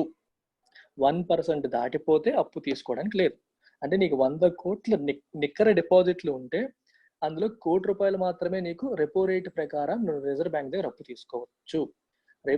మనకి రెపో రేట్ లిమిట్ దాటిపోయింది అనుకోండి, రిజర్వ్ బ్యాంక్ అప్పు ఇస్తుంది కరెక్టే, కానీ నీ లిమిట్ దాటిపోయాక నువ్వు రిజర్వ్ బ్యాంక్ దగ్గరికి వెళ్ళడానికి అవ్వదు. ఇప్పుడు ఒక ఎక్స్ట్రాడినరీ కేసు తీసుకుందాం. ఈ కేసులో యాక్సిస్కి, ఎస్బీఐకి, ఐసిఐసికి ముగ్గురు కూడా ఎన్డిటిఎల్ లిమిట్స్ దాటిపోయాయి. అంటే ఆర్బీఐ దగ్గర తీసుకునే అవకాశం మరి లేదు. అర్థమైందా? ఆర్బీఐ దగ్గర వాళ్ళు అప్పు తీసుకునే అవకాశం లేదు. ఎందుకంటే ఎన్డిటిఎల్లో 1% మాత్రమే రెపో రేట్ కింద ఇస్తారు. That is the limit, maximum limit.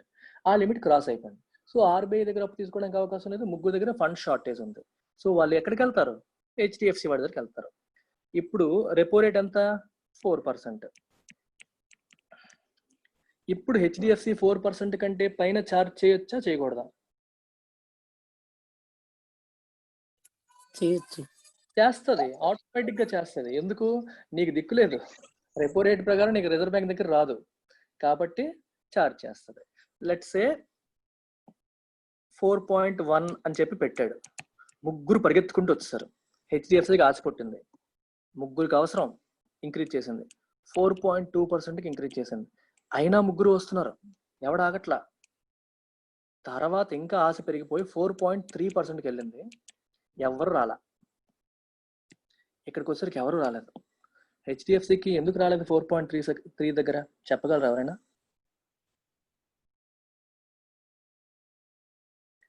4.1 దగ్గర వచ్చారు, 4.2 దగ్గర కూడా వచ్చారు, 4.3%కి వెళ్తే ఎవరు రాలా. Can you figure out why? Sir, this is marginal standing. Marginal standing facility, MSF rate. MSF rate ఎంత ఉంది ఇప్పుడు?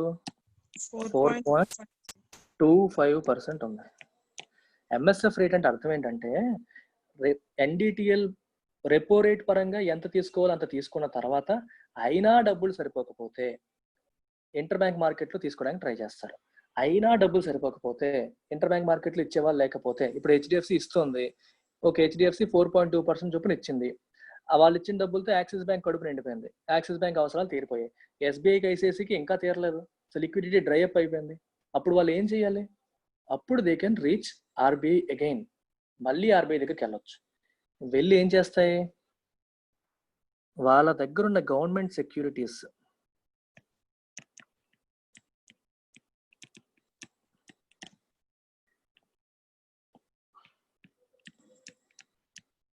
గవర్నమెంట్ సెక్యూరిటీస్ ని కొల్లేటరల్ గా పెడతాయి. కొల్లేటరల్ అంటే ఏంటి? తాకట్టు. ఇందాక రెపోకి ఏం చెప్పాను మీకు? తాకట్టు అని చెప్పానా? లేదు, సెల్లింగ్. కొల్లేటరల్ అంటే తాకట్టు పెడతాయి. ఇప్పుడు ఎస్ఎల్ఆర్ లో ఉన్న సెక్యూరిటీస్ ని వాడచ్చు. మీరు రెపో రేట్ దగ్గర మీరు అడిగారు, ఎస్ఎల్ఆర్ లో ఉన్న వాడొచ్చా సార్ అంటే వాడకూడదు అని చెప్పాను. ఎంఎస్ఎఫ్ కోసం వెళ్ళినప్పుడు వాడవచ్చు. అర్థమైందా?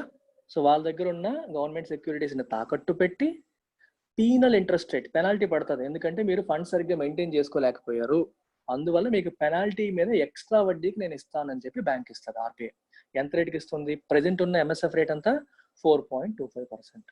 రెపో రేటు కంటే ఎక్కువ వడ్డీకి రిజర్వ్ బ్యాంక్ ఆఫ్ ఇండియా వీళ్ళకి అప్పు ఇస్తుంది. సో రిజర్వ్ బ్యాంక్ ఆఫ్ ఇండియా 4.25%కి ఇస్తుంది కాబట్టి నువ్వు ఇవ్వబోతు నాకేంటి అని చెప్పి హెచ్డిఎఫ్సి దగ్గరికి వెళ్ళరు. 4.3కి వెళ్ళినప్పుడు 4.25 కంటే తక్కువ ఇచ్చినప్పుడు వెళ్తారు. రిజర్వ్ బ్యాంక్ అయితే 4.25, హెచ్డిఎఫ్సి 4.2, 0.05% వడ్డీ కలిసి వచ్చిందని చెప్పి వెళ్తారు. అందుకని ముందు బయట బ్యాంకులన్నీ చూసేసుకొని ఎవరి దగ్గర లేకపోతే అప్పుడు ఆర్బీఐ దగ్గరికి వెళ్ళి ఎంఎస్ఎఫ్ రేట్ ప్రకారం తీసుకుంటారు. ఎంఎస్ఎఫ్ రేట్ ప్రకారం ఎంత ఇస్తారు? మళ్ళీ 1% ఆఫ్ ఎన్డిటిఎల్ ఇస్తారు. రెపో రేట్ ప్రకారం ఒక 1%, ఎంఎస్ఎఫ్ ప్రకారం ఇంకో 1%. అయితే రెపో రేట్ ఎంఎస్ఎఫ్కి వచ్చే ముందే వేరే బ్యాంకుల దగ్గర కూడా తీసుకోవచ్చు. వేరే బ్యాంకుల దగ్గర తీసుకున్నప్పుడు కూడా వాళ్ళు కూడా నీకు కొల్లేటర్లు అడగచ్చు. విత్ కొల్లేటర్లు ఉంటాయి, వితౌట్ కొల్లేటర్లు ఉంటాయి. సో దాని మీద ఎక్కువ ఫోకస్ చేయకండి. కానీ ఇక్కడ మీరు అర్థం చేసుకోవాల్సింది ఇది. Is it clear? ఎంఎస్ఎఫ్ అంటే మీనింగ్ అర్థమైందా? యా. ఇప్పుడు ఒకసారి చూడండి, కారిడార్ అంటే ఏంటో చెప్తాను. ఇది రెపో ఎంత ఉంది? 4%. ఇది రివర్స్ రెపో, ఇది ఎంత ఉంది? 3.35%. ఇది ఎంఎస్ఎఫ్ ఎంత ఉంది? 4.25%. This acts as what? Floor. And this acts as what? చెప్పండి. మార్జినల్.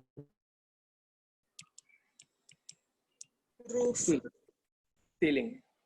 అది సీలింగ్, ఇది ఫ్లోర్. సో ఈ రెండింటి మధ్య ఉన్న ఈ గ్యాప్ ఏమంటాం మనం? Liquidity adjustment facility corridor.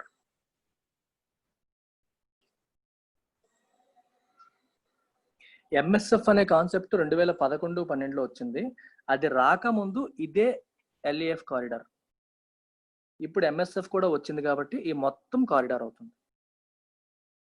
ఇప్పుడు మీరు ఒకటి అబ్జర్వ్ చేయండి, ఇంటర్ బ్యాంక్ మనీ రేట్ అంటే బ్యాంక్ వేరే బ్యాంకుల దగ్గర వడ్డీకి అప్పు తీసుకుంటుంది కదా, ఆ అప్పు తీసుకునే వడ్డీని మనం ఏమంటాం? కాల్ మనీ రేట్ అంటాం. కాల్ మనీ రేటు ఉదయం నుండి సాయంత్రం వరకు ఒకటే ఉంటుందా? మారుతూ ఉంటుంది, ఎందుకంటే అప్పటికున్న మార్కెట్ అప్స్ డౌన్స్ బట్టి. కానీ కాల్ మనీ వర్స్ట్ కేసులో ఎంతవరకు వెళ్తుంది? కిందకి రివర్స్ రెపో వరకు వెళ్తుంది. బెస్ట్ కేసులో ఎంతవరకు పైకి వెళ్తుంది? 4.25% వరకు వెళ్తుంది. సో ఈ రెండింటికి మధ్యలో కాల్ మనీ రేట్ అనేది మారుతూ ఉంటుంది. సో ఇది ఫ్లోర్, ఇదేమో సీలింగ్. రెండింటి మధ్యలో కాల్ మనీ రేట్ మారుతుంది. ఆ రకరకాల మారుతున్న కాల్ మనీ రేట్స్ అన్నిటికీ ఒక యావరేజ్ తీసి వెయిటెడ్ యావరేజ్ చేస్తే వచ్చేదాన్ని weighted average call money rate అంటారు. రిజర్వ్ బ్యాంక్ యొక్క తపన ఏంటంటే ఈ వెయిటెడ్ యావరేజ్ కాల్ మనీ రేట్ని రెపో రేట్కి దగ్గరగా ఉంచాలని ప్రయత్నం చేస్తూ ఉంటుంది. అర్థమైందా? వెయిటెడ్ యావరేజ్ కాల్ మనీ ఒకసారి చెప్పండి. కాల్ మనీ అంటే అర్థమైందా? ఒక బ్యాంక్ ఇంకో బ్యాంక్ దగ్గర తీసుకునే వడ్డీ రేట్ని, ఓవర్ నైట్ కి తీసుకునే వడ్డీ రేట్ని కాల్ మనీ రేట్ అంటాం. సో ఇంతకు ముందు మనం రాసుకున్న 2 చార్ట్స్ లో ఏం చూసాం? ఇందులో ఏం చూసాం? రివర్స్ రెపోయే లోయెస్ట్ అవుతుంది, అంతకంటే తక్కువ వడ్డీకి ఏ బ్యాంకు ఇంకో బ్యాంక్ దగ్గర అప్పు తీసుకోవద్దని చెప్పి తెలుసుకున్నాం. తర్వాత చార్ట్లో ఏం చూసాం? ఎంఎస్ఎఫ్ఏ హైయెస్ట్ అవుతుంది, అంతకంటే ఏ బ్యాంకు ఇంకో బ్యాంక్ దగ్గర అంతకంటే ఎక్కువ వడ్డీ ఇచ్చి తీసుకోదు అని చెప్పి తెలుసుకున్నాం. సో ఎంఎస్ఎఫ్ అనేది మనకి సీలింగ్ అవుతుంది, రివర్స్ రెపో అనేది ఫ్లోర్ అవుతుంది. ఇవన్నీ దేనికి? ఒక బ్యాంక్ ఇంకో బ్యాంక్ దగ్గర కానీ ఇంకెవరి దగ్గర కానీ అప్పు తీసుకోవడానికి. ఒక బ్యాంక్ ఇంకో బ్యాంక్ దగ్గర ఓవర్ నైట్ పీరియడ్కి తీసుకునే అప్పునే మనం ఆ రేట్నే, వడ్డీ రేట్నే కాల్ మనీ రేట్ అంటాం. So call money rate can vary from reverse repo to MSF. అది వేరీ అవుతూ ఉంటుంది అప్పటికున్న సిచ్యువేషన్ బట్టి. ఎన్ని బ్యాంక్స్ దగ్గర ఎక్స్ట్రా క్యాష్ ఉంది, ఎన్ని బ్యాంకులకు అవసరాలు ఉన్నాయి అనే సిచ్యువేషన్ బట్టి కాల్ మనీ రేటు 3.35% నుంచి 4.25 వరకు వేరీ అవుతూనే ఉంటుంది ఉదయం నుండి రాత్రి వరకు. రోజు సెకండ్కి ట్రాన్సాక్షన్ జరుగుతూనే ఉంటాయి. అలా రోజంతా జరిగిన ట్రాన్సాక్షన్స్కి ఒక వెయిటెడ్ యావరేజ్ తీస్తే వచ్చే రేటే weighted average call money rate. ఆ weighted average call money rate repo రేట్కి దగ్గరగా ఉంచే ప్రయత్నం రిజర్వ్ బ్యాంక్ చేస్తూ ఉంటుంది. Is it clear? ఇప్పుడు నేను చెప్పింది మీరు ఏ పుస్తకంలో చూసినా ఉండదు, ఇంక్లూడింగ్ రమేష్ సింగ్. ఇది రిజర్వ్ బ్యాంక్ ఇంటర్నల్ రిపోర్ట్స్ అన్ని వెతికి తవ్వితే వచ్చిన ఇన్ఫర్మేషన్. ఎంత పెద్ద పుస్తకంలో చదివినా ఎంత డీటెయిల్డ్గా రాయరు, చిన్న డెఫినేషన్ ఇచ్చి వదిలేస్తారు. కానీ you will be expected to know at this level. Sushmita, నువ్వు నేర్చుకున్నప్పుడు ఈ పాయింట్ ఎంత డీటెయిల్డ్గా చెప్పారా లా ఎక్సలెన్స్లో? నేను రాసివ్వగలను, ఎంత పెద్ద ఇన్స్టిట్యూట్లో కూడా చెప్పరు. This requires a lot of research mind. అందుకే చెప్పాను ఇవాళ క్లాస్ చాలా ఇంపార్టెంట్ అని. మీకు ఎంఎస్ఎఫ్ డెఫినేషన్ చెప్తారు, రెపో డెఫినేషన్ చెప్తారు, రివర్స్ రెపో డెఫినేషన్ చెప్తారు, అంతే. వాటి మధ్య లింక్ ఏంటి? అలాగే కాల్ మనీ డెఫినేషన్ చెప్తారు, weighted average call money rate అంటే చెప్పేస్తారు. కానీ ఈ ఓవరాల్ కాన్సెప్ట్, ఈ మెకానిజం అనేది చెప్పరు. అది చెప్తేనే మీకు పిక్చర్ క్లియర్గా ఉంటుంది మీ కళ్ళ ముందు, లేకపోతే క్లారిటీ ఉండదు. అన్నిటికీ డెఫినేషన్ తెలుసు, ఒకదాంతో ఒకటి ఎలా ఇంటర్ ఆపరేట్ అవుతుందని మనకు అర్థం కాదు. ఆ ఇంటర్ ఆపరబిలిటీ మీకు అర్థమైనప్పుడు you will feel confident, you will feel like a hero inside. మీకు అర్థమవుతాయి. పదాలు చదివేసి బట్టి కొట్టేస్తే ఇంకా అది ఎకానమీ కాదు. When you understand what happens inside the system as if it is happening in front of you, అప్పుడు మీకు క్లారిటీ వస్తుంది. ఇప్పుడు మీరు ఏం చేస్తారంటే 3 చార్ట్స్ వేసుకోండి 1 by 1.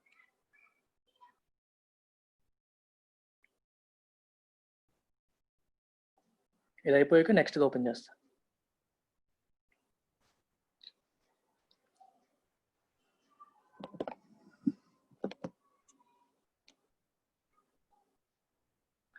చెప్తాను ఇది అయ్యాక, ఇవన్నీ అయిపోయాక చెప్పేస్తాను బ్యాంక్ రేట్కి రెపో రేట్కి డిఫరెన్స్. దానికి వేరేగా నోట్స్ ఇస్తాను, difference between bank rate and repo rate అని.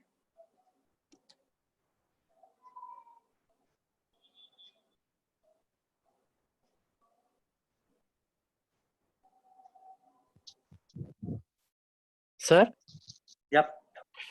సార్ మీరు రెపో రేట్ లో బ్యాంక్స్ 1% కంటే ఎక్కువ తీసుకోకూడదు అని చెప్పారు కదా. రెపో రేట్ లో ఎన్డిటిఎల్ 1% కంటే ఎక్కువ తీసుకోకూడదు అని చెప్పారు ఆర్బీఐ దగ్గర. అవును. అలా రివర్స్ రెపో రేట్ లో వీళ్ళు ఆర్బీఐ దగ్గర ఇంతకంటే ఎక్కువ డిపాజిట్ చేయకూడదు అని ఏమైనా రిస్ట్రిక్షన్స్ ఉన్నాయి? లిమిట్ లేదు. ఆర్బీఐ ఎంతైనా కదా, ఎంతైనా తీసుకోగలదు. Okay. Reverse repo rate limitation ఏంటంటే, రివర్స్ రెపో రేట్ ప్రకారం డిపాజిట్ యాక్సెప్ట్ చేసినప్పుడు ఆర్బీఐ ఏం చేయాలి? వాళ్ళ దగ్గర ఉన్న గవర్నమెంట్ సెక్యూరిటీస్ బ్యాంకులకు అమ్మాలి, అంతేనా? మరి ఆర్బీఐ దగ్గర గవర్నమెంట్ సెక్యూరిటీస్ అయిపోయాయి అనుకో, అప్పుడు ఆగిపోద్ది. అది లిమిటేషన్. అంతేగాని ఎంత ఫండ్స్ ఎంత పర్సెంట్ అని ఉండదు. It is only limited by the extent of government securities held by RBI. Okay.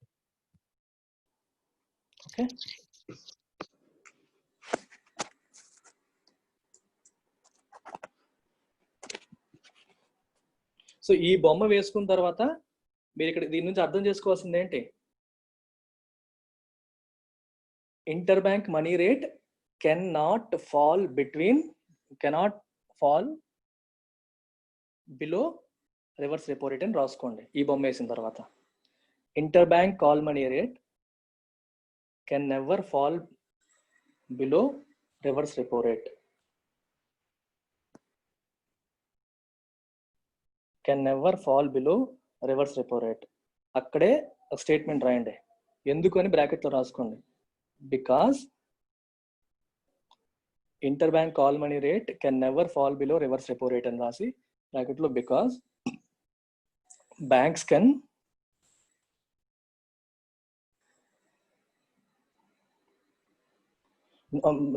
అని కాదు, no bank lends below reverse repo rate to another bank. No bank lends below reverse repo rate to another bank.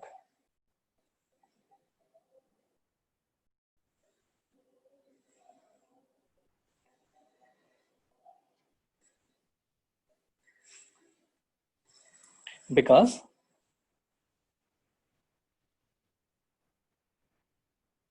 it has the option of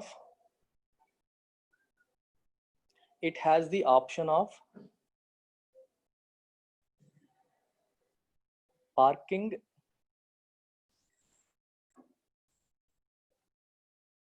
as much money as possible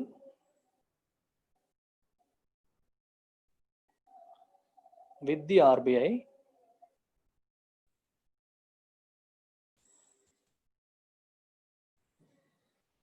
and earn reverse repo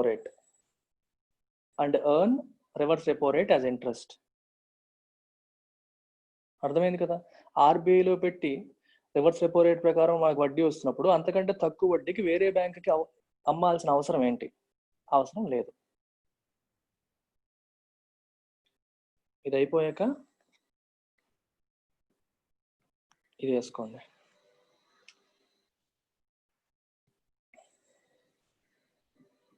okay, ఇది ఈ రెండో బొమ్మ వేసే ముందు marginal standing facility rate ని definition రాసేయండి, తర్వాత రెండో బొమ్మ వేయండి better.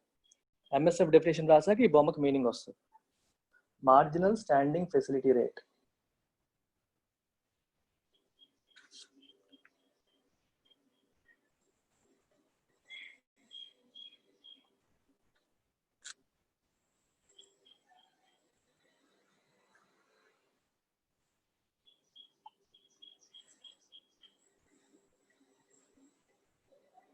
Marginal standing facility rate. And MSF is a new scheme announced by MSF is a new scheme announced by the RBI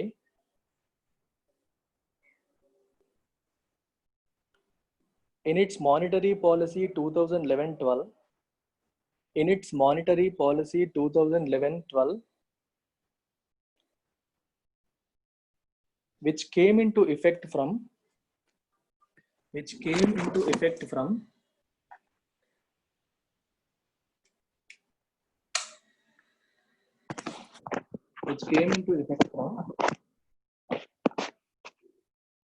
May 2011.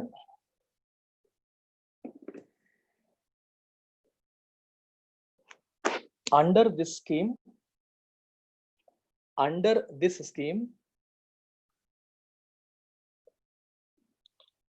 banks can borrow overnight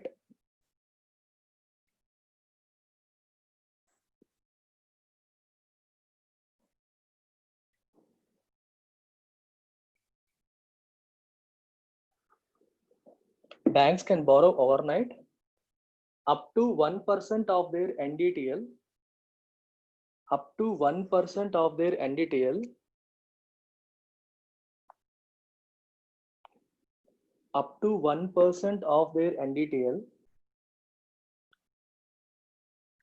from the RBI,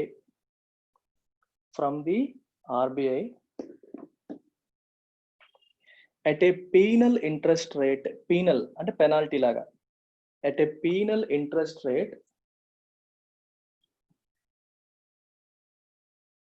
higher than repo rate by producing government securities as collateral, by producing government securities as collateral. Collateral అంటే ఏంటి? మనం తాకట్టు పెట్టేటప్పుడు ఇస్తాం కదా, అంటే తాకట్టే, ఇంకేంటి, gold ఏదో పెడతాం అలా అన్నమాట. As collateral. నోట్ అని పెట్టండి. Banks can use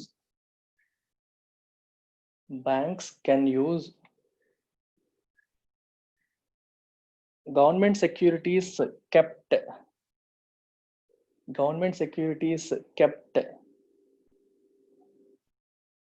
as part of SLR requirement,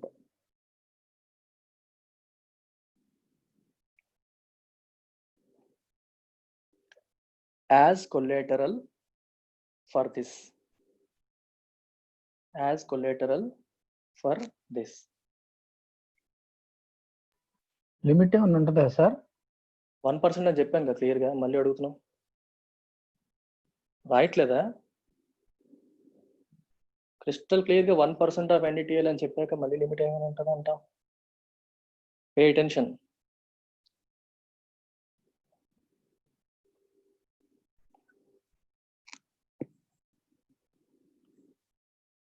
అయిపోయిందా? అంతే.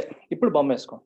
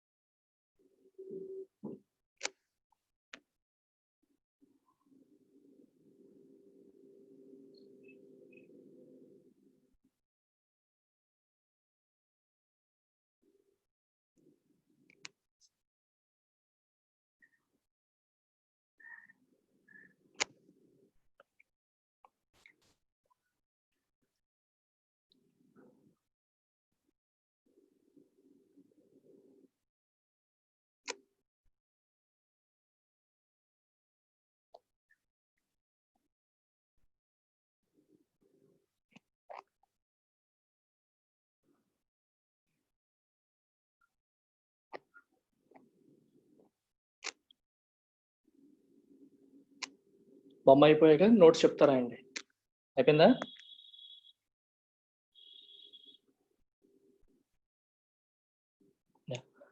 Whenever banks exhaust EXHAUST exhaust their loan limits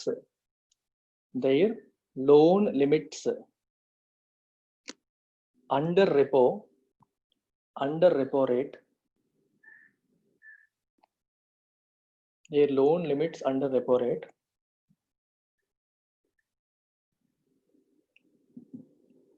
they will try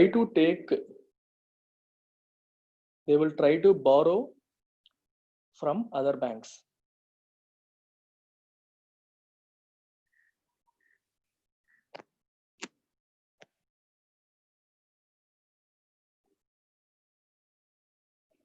This rate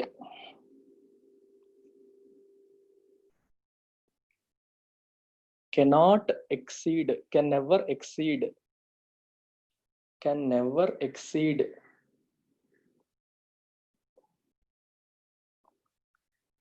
MSF rate.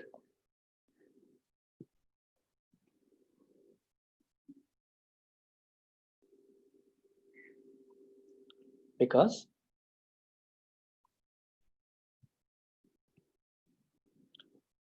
no bank will be ready to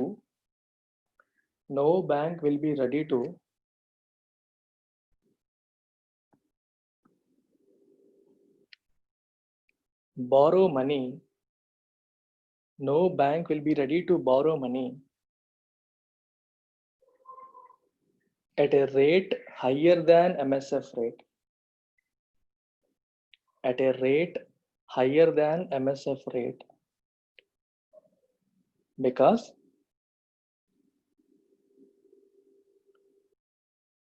it can borrow it from RBI at that rate. It can borrow it from RBI at that rate.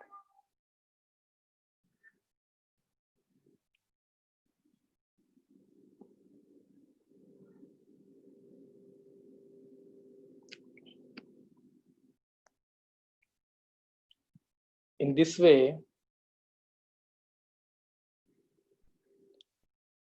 MSF acts as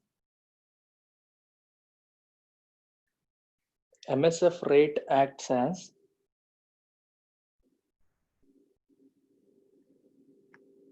the ceiling. MSF rate acts as the ceiling.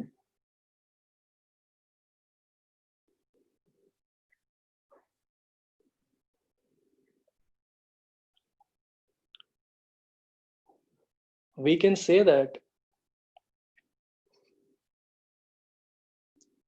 interbank call money rate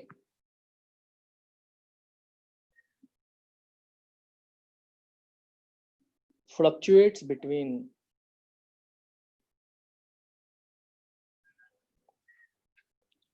reverse repo rate as floor and MSF rate as ceiling.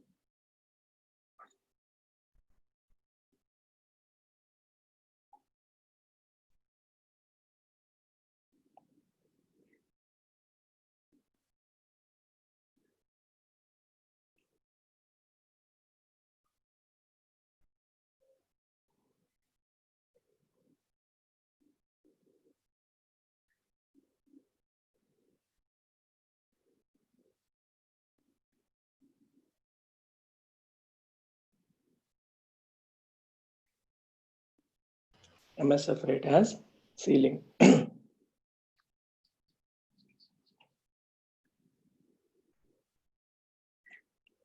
And this is called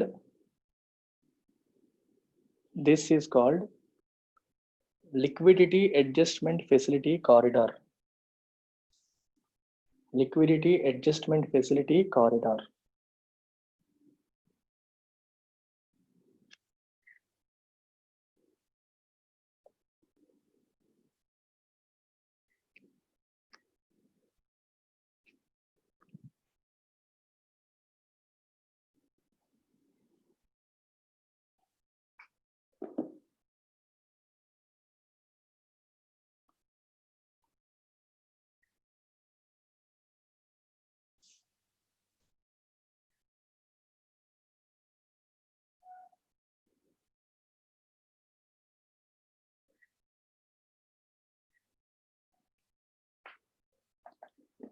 RBI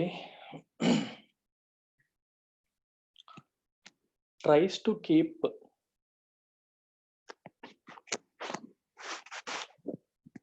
weighted average call money rate, weighted average call WACR, weighted average call money rate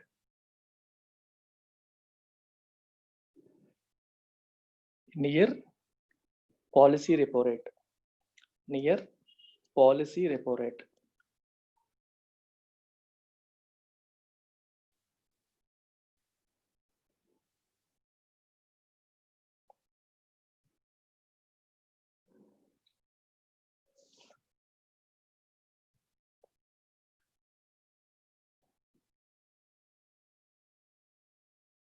At present,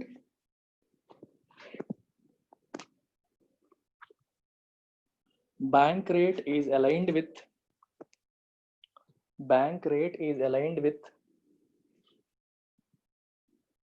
MSF rate. అంటే MSF rate ఎంత ఉంటుందో bank rate అంతే ఉంటుంది. So bank rate ని reserve bank వేరేగా announce చేయదు. Reserve bank ఎప్పుడు మార్చినా రివర్స్ రెపో రేట్ మారుస్తుంది. రెపో రేట్ జనరల్గా ఏమయ్యేదంటే ఇంతకు ముందు repo rate, reverse repo rate, MSF rate. Repo rate కంటే 25 బేసిస్ పాయింట్స్ పైన MSF ఉండేది, 25 బేసిస్ పాయింట్స్ కింద రివర్స్ రెపో రేట్ ఉండేది. అంటే రెపో రేట్ 4% అయితే 4.25 MSF, 3.75 రివర్స్ రెపో. ఇది ఫిక్స్డ్ గా ఉండిపోయావు అలాగే. అందుకని రివర్స్ రెపోని ఎప్పుడు మార్చేవాళ్ళు కాదు. రెపో మారిస్తే ఆటోమేటిక్ గా ఇది ఒక 25 బేసిస్ తగ్గింది అనుకోండి, రివర్స్ రెపో కూడా 25 పాయింట్స్ తగ్గిపోతుంది. ఇది 1% తగ్గింది అనుకోండి, రివర్స్ రెపో కూడా 1% తగ్గిపోతుంది. రెండింటి మధ్య 25 బేసిస్ పాయింట్ డిఫరెన్స్ మెయింటైన్ చేసేవారు 2019 అంతా. MSF కూడా 25 బేసిస్ పాయింట్స్ మెయింటైన్ చేసేవారు. ఆ 25 కూడా ఎప్పుడు 2019 లో. అంతకుముందు ఒకప్పుడు 1% మెయింటైన్ చేసిన సందర్భాలు ఉన్నాయి, 3% డిఫరెన్స్ మెయింటైన్ చేసిన సందర్భాలు ఉన్నాయి. పాలసీస్ మారుతూ ఉంటాయి, అందుకే చెప్పాను డైనమిక్ అని. ప్రస్తుతం ఏముందో చూసుకోవాలి. అయితే రీసెంట్ గా చెప్పాను మీకు lazy banking services, lazy banking ఇలాంటివి వస్తున్నాయి కాబట్టి reserve bank reverse repo rate ని రెపో రేట్ కంటే ఎక్కువగా కట్ చేసింది. సో బ్యాంకులకి డిస్కరేజ్ చేస్తుంది, don't park your funds with me అన్నట్టు. అయితే MSF మాత్రం అది దానికి వెళ్ళలేదు. పైన 25 బేసిస్ పాయింట్ డిఫరెన్స్ ఇంకా మెయింటైన్ అవుతుంది. అందుకే రివర్స్ మీకు రెపో రేట్ 4% ఉంటే రివర్స్ MSF ఏమో 4.25% ఉంది. సో MSF ఎంత ఉంటే బ్యాంక్ రేట్ కూడా అంతే, బ్యాంక్ రేట్ కూడా 4.25%. అయితే differences between bank rate and repo rate, repo rate కి బ్యాంక్ రేట్ కి డిఫరెన్స్ రన్నింగ్ నోట్స్ రాసేయండి రెండు ఒకేసారి. Difference between bank rate and repo rate.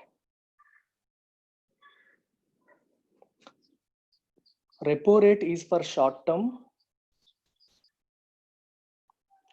and bank rate is for long term.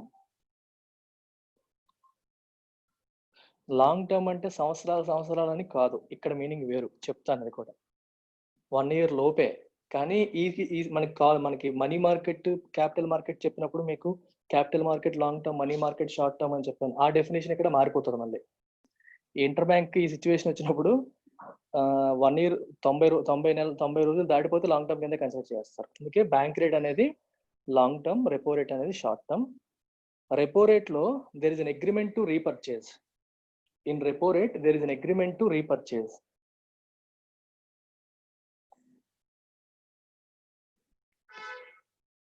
In bank rate there is no such agreement. It is actually a loan. It is actually a loan without collateral కూడా లేదు. ఇప్పుడు మీరు bank రేట్కి ఎంఎస్ఎఫ్కి difference ఏంటంటే చెప్పొచ్చు. ఎంఎస్ఎఫ్లో ఏముంది, collateral ఉంది, bank రేట్లో కొలేటరల్ కూడా లేదు. ఇప్పుడు మీరు మూడింటిని కలిపి ఆలోచించండి, రెపోని ఎంఎస్ఎఫ్ని బ్యాంక్ రేట్ని కలిపి ఆలోచించండి. రెపోలో రీపర్చేజ్ అగ్రిమెంట్ ఉంటుంది, ఎంఎస్ఎఫ్లో government securities will be given as collateral, bank రేట్లో nothing will be there. Collateral ఉండదు, రీపర్చేజ్ అగ్రిమెంట్ ఉండదు. రెపో రేటు ఎంఎస్ఎఫ్ రెండు కూడా షార్ట్ టర్మ్, జనరల్గా ఓవర్ నైట్ బేసిస్.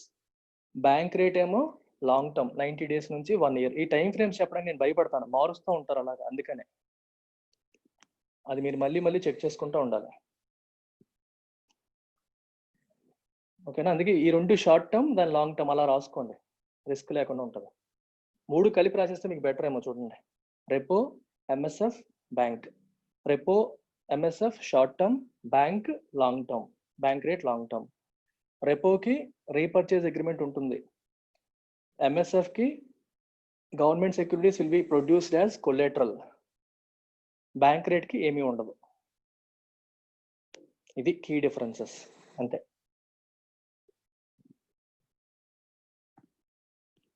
ఇంకో 2 కాన్సెప్ట్స్ ఉన్నాయి, అవి అయిపోతే మీకు మానిటరీ పాలసీ కదా అయిపోయినట్టు.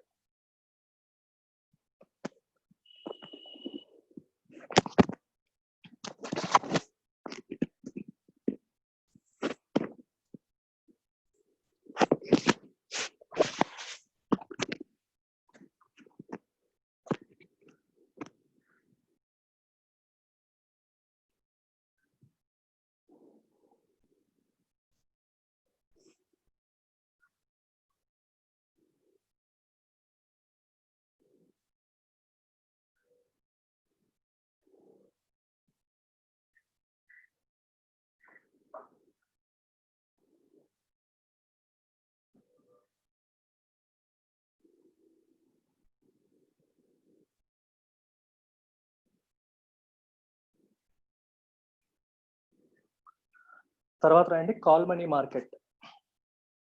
Call money market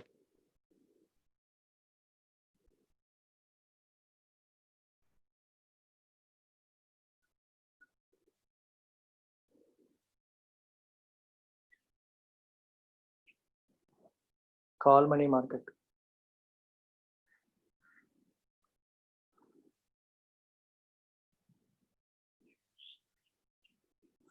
the call money market is an important segment of the money market, is an important segment of the money market where borrowing and lending of funds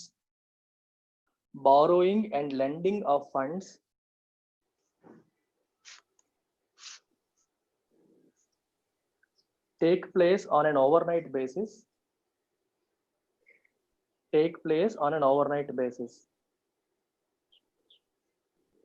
full stop.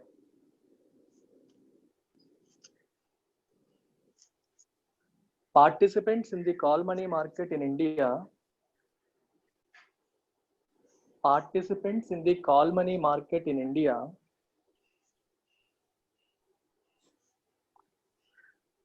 currently include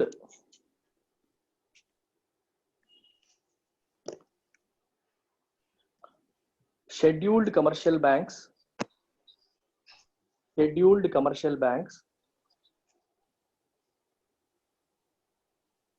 ఒక dash పెట్టండి, dash పెట్టి excluding regional rural banks, comma cooperative banks, comma insurance.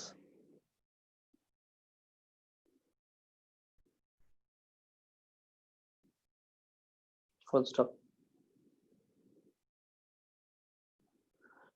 Prudential limits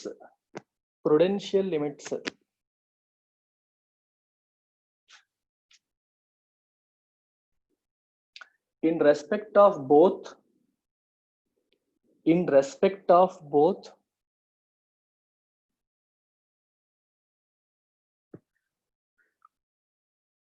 outstanding borrowing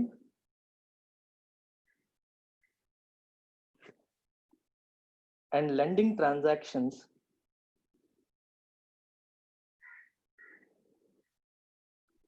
in the call money market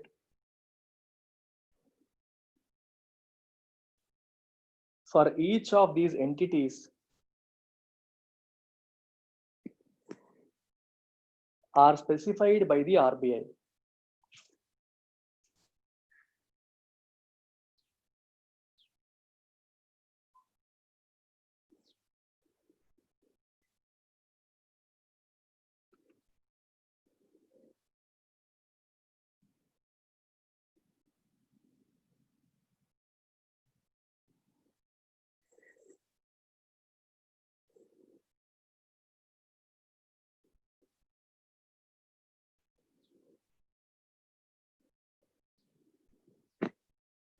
ఓకేనా?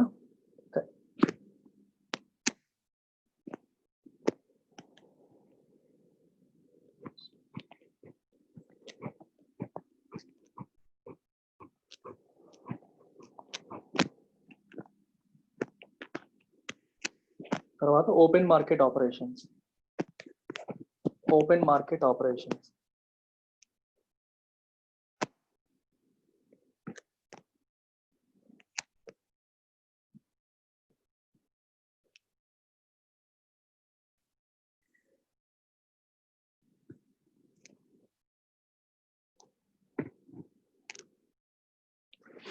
Next క్లాస్లో చెప్తాను, సరిపోతుంది. ఎక్కువ డీటెయిల్గా చెప్పాలి. ఇందులోనే ఆపరేషన్ ట్విస్ట్ కూడా చెప్తాను. కరెంట్ అఫైర్స్ క్లాస్లో చెప్పాను ఆపరేషన్ ట్విస్ట్. సో మీకు ఎకానమీ క్లాస్లో భాగంగా నెక్స్ట్ క్లాస్లో I will talk about open market operations and also with it operation twist. ఇది కరెంట్ అఫైర్స్ పర్స్పెక్టివ్లో very important. And we have market stabilisation scheme and standing deposit facility scheme. ఈ రెండు కూడా ఉన్నాయి. ఈ 4 అయిపోతే మనకి మానిటరీ పాలసీ ఇన్స్ట్రుమెంట్స్ అయిపోయినట్టు. తర్వాత మీకు బ్యాంకులు వడ్డీ రేట్లు, అంటే వాళ్ళ కస్టమర్లకి వడ్డీ రేట్లు ఎలా డిసైడ్ చేస్తాయి, దానికి రిజర్వ్ బ్యాంక్ యొక్క నామ్స్ ఏంటి. దానికి స్టార్టింగ్ లో BPLR అనేవారు, ప్రైమ్ లెండింగ్ రేట్ అని చెప్పి ఉండేది అప్పట్లో. తర్వాత బేస్ రేట్ వచ్చింది. తర్వాత marginal cost of lending rate MCLR అని వచ్చింది. తర్వాత ఇప్పుడు external bench mark linked lending rate వచ్చింది. సో ఇవన్నీ మారుతూ వచ్చాయి. అంటే ఇంట్రెస్ట్ రేట్ ని ఎలా ఫిక్స్ చేయాలనే విషయంలో చాలా మార్పులు చేర్పులు తీసుకొచ్చి వచ్చాయి. కొన్ని ఎడిటోరియల్స్ చెప్పినప్పుడు మీకు ఎడిటోరియల్లో భాగంగా చెప్పేసేవాడిని ఇవన్నీ, బట్ ఇప్పుడు క్లాస్లో మీకు నీట్గా చెప్తాను. సో చాలా మంది ఎడిటోరియల్స్ వినడం మానేస్తున్నారు. Don't do that. Editorial analysis morning యూట్యూబ్లో చేసేది వినడం ఆపొద్దు. Okay, you're putting a restriction or cap upon your learning. Especially ఎకానమీది వస్తే మాత్రం వదలకండి, ఖచ్చితంగా వినండి. అడిషనల్ లెర్నింగ్ అది. Okay, take care, bye.